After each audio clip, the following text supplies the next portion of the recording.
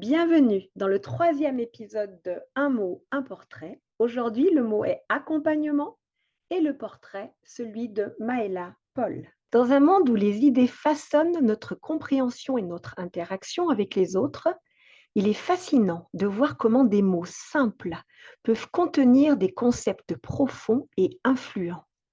Que ce soit en psychologie, en philosophie, en sociologie, dans le domaine de l'accompagnement et d'autres, certains mots portent en eux une richesse et une complexité qui méritent d'être explorés.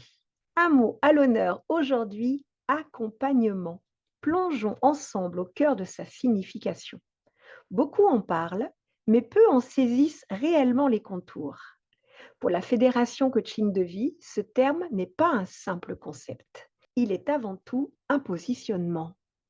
Dans le vaste univers des relations humaines, l'accompagnement occupe une place singulière et surtout résulte d'un choix. Tout commence par une décision fondamentale: où se situer sur la large échelle des interactions humaines. Car accompagner, ce n'est pas aider, assister, orienter, conseiller, ni même soigner. Une nécessité, celle d'adopter un positionnement clair qui déterminera tout le cadre de la relation. Qu'est-ce que accompagner veut dire? Accompagner, c'est être aux côtés de la personne, ni devant pour lui montrer le chemin, ni derrière pour la pousser, juste être là. L'un des piliers essentiels de cette approche, c'est l'accueil inconditionnel. Accompagner, c'est recevoir la personne telle qu'elle se présente, l'accueillir telle qu'elle est, l'accepter là où elle en est et cheminer à ses côtés vers ce qui résonne profondément en elle, sans influencer, sans décider à sa place, sans agir à sa place.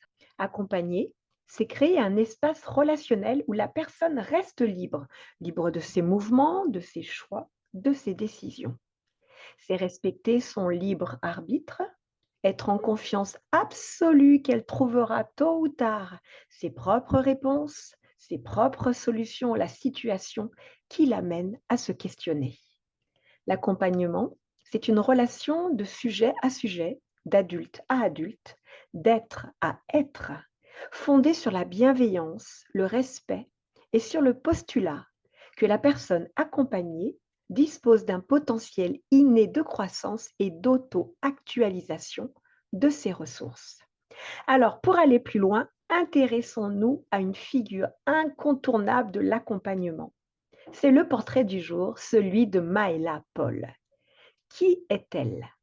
Elle est aujourd'hui une figure éminente dans le domaine des sciences de l'éducation et une femme dont les contributions significatives à la compréhension et à la pratique de l'accompagnement méritent d'être pleinement reconnues. Docteure en sciences de l'éducation, elle exerce également en tant que formatrice consultante, travaillant auprès des professionnels de l'accompagnement pour affiner et enrichir leurs pratiques.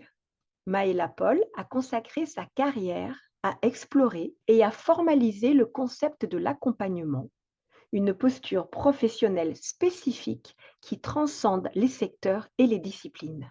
Elle explore les différentes formes de l'accompagnement selon les métiers et les secteurs professionnels et elle met en lumière les défis et les opportunités de cette pratique relationnelle.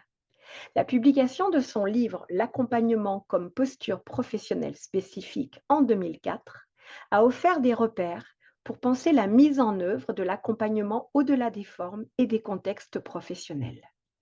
Un deuxième ouvrage, paru en 2016, La démarche d'accompagnement, propose une réflexion sur les fondamentaux de l'accompagnement et sur la manière de construire des relations respectueuses et efficientes. Et en 2021, parution de son dernier livre, Une société d'accompagnement, guide, mentor, conseiller, coach.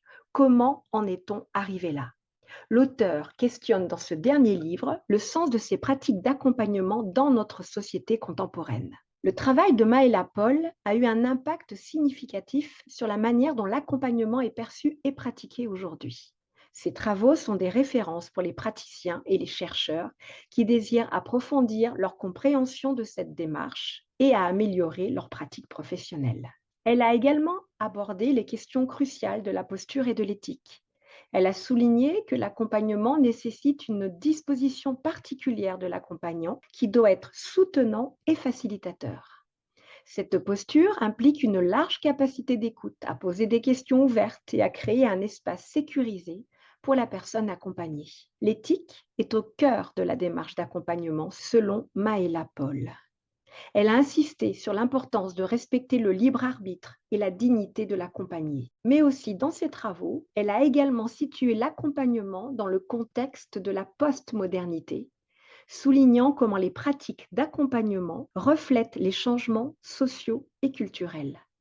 Elle a exploré comment l'accompagnement peut contribuer à une éducation contemporaine qui met l'accent sur le développement personnel et la responsabilisation des individus. Ces aspects montrent la façon dont Maëla Paul a approfondi la compréhension de l'accompagnement en intégrant des perspectives éthiques et posturales pour enrichir cette pratique professionnelle.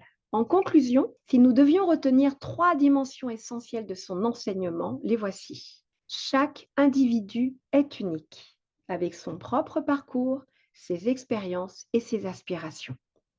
L'accompagnement, selon Maëla Paul, doit reconnaître et respecter cette unicité sans chercher à modeler ou à imposer une trajectoire.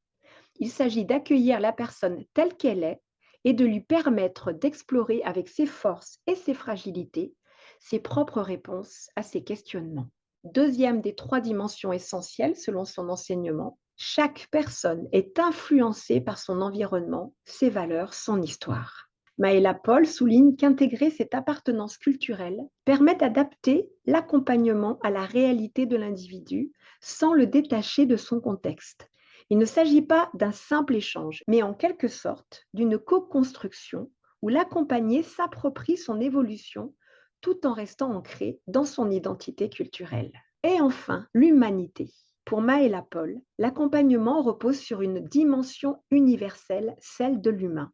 Elle insiste sur le fait que l'accompagnement doit être éthique, bienveillant et respectueux, en mettant au centre la dignité et l'autonomie de la personne. Il ne s'agit pas d'un rapport de pouvoir, mais d'une relation dans laquelle l'accompagné est pleinement acteur de son propre cheminement. Il faut le dire, Maëla Paul a révolutionné le regard de nombre de professionnels de la relation grâce à ses travaux pionniers. Elle redéfinit ce qu'accompagner signifie en plaçant l'éthique et la posture professionnelle au cœur de la démarche.